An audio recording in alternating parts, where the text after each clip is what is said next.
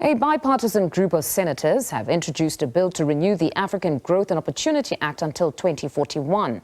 Democrat Senator Coons and Republican Senator James Risch introduced a 34-page Agoa Renewal and Improvement Act of 2024 bill in Congress last week. Now, joining us to discuss this is Afrika Tikkun Executive Deputy Chair Marc Lubner. Good evening, Marc, and thank you very much for joining us. Firstly, your reaction to this move. I'm thrilled. Funda, I think that this is a very positive sign, despite the background of strained relations. I believe it is a critical step forward that looks to cement the relationship between South Africa and the United States, with all the opportunities that I think are necessarily presented. You were quoted as saying that the renewal of Agoa would be a catalyst for youth empowerment. Just unpack this for us.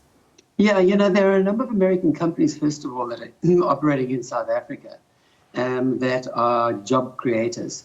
Not only are they investing through CSI and enterprise development opportunities, they're creating employment. Our organization, in fact, has a stake in a Fortune 500 company, and as a equity investor, our participation in that company is to help direct the spend that they have towards training into areas that, because of the nature of the work we do, are close to township communities, creating employment opportunities. The organization also funds bursaries, university bursaries, provides VAC jobs, and employers post the completion of those bursaries, the completion of studies. So those are critically important relationships with American companies here on the ground. That we also have stakes in certain companies which are net exporters, and when I look at the mix of where their exports are going, significant quantities are being exported to the United States on very favorable terms. If those terms change, it has an impact on those export businesses, which will certainly, in my opinion, result in job losses. And my gosh, as a country, we can't afford one more job loss. It seems you are of the persuasion, like others, that those that sought to quantify the losses and say they're insignificant when there was a possibility that we're going to lose Agoa are probably disingenuous. I really can't comment on others' agenda, quite frankly. It would be inappropriate of me to try and do so.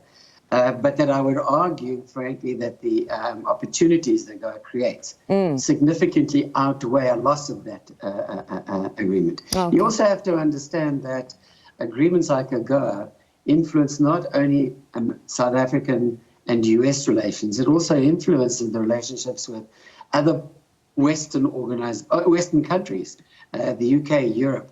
We're a significantly larger trading partner to the West than we are necessarily to Russia and to the East.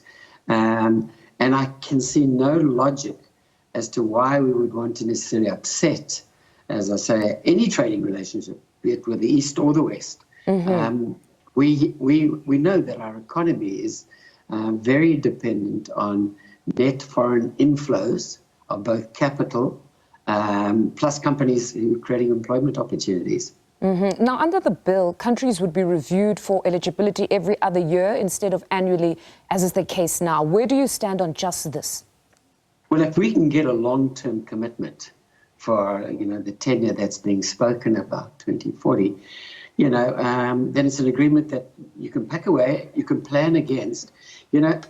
Commercial enterprises, businesses, they function best when there is a game plan that they can plan themselves, capital allocation, investment into production capabilities, etc. So if you know you've got a long-term agreement, then we sit in South Africa with an interesting situation. Although our government coffers are very strained financially, corporate South Africa sits with a huge amount of capital on their balance sheets available to be invested if they feel confident about the future. The more we can have plans that are long-term, cemented long-term plans. But is it not long-term, pardon me for interjecting there, but is it not long-term on the face of it? Because now if you look at just this technicality that they're going to review every year, the eligibility every year, it means you're not necessarily that safe. You cannot, as you say, plan up until 2040.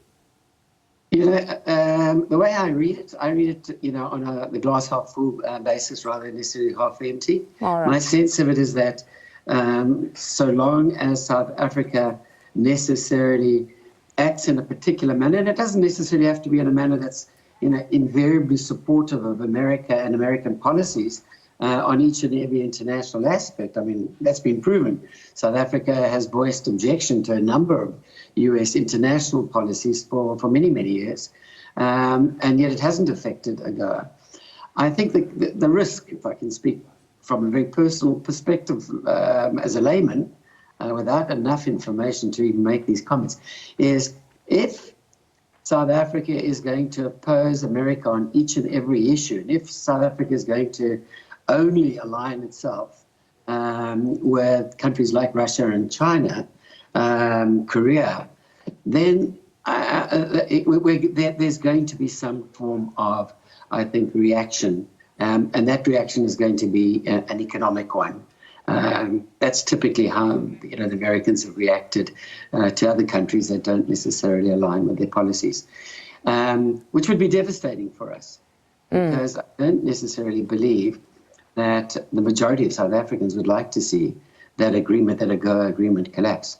Marc, thank you very much for your insights this afternoon. That was Afrika Tikkun Executive Deputy Chair Marc Lubner speaking to us.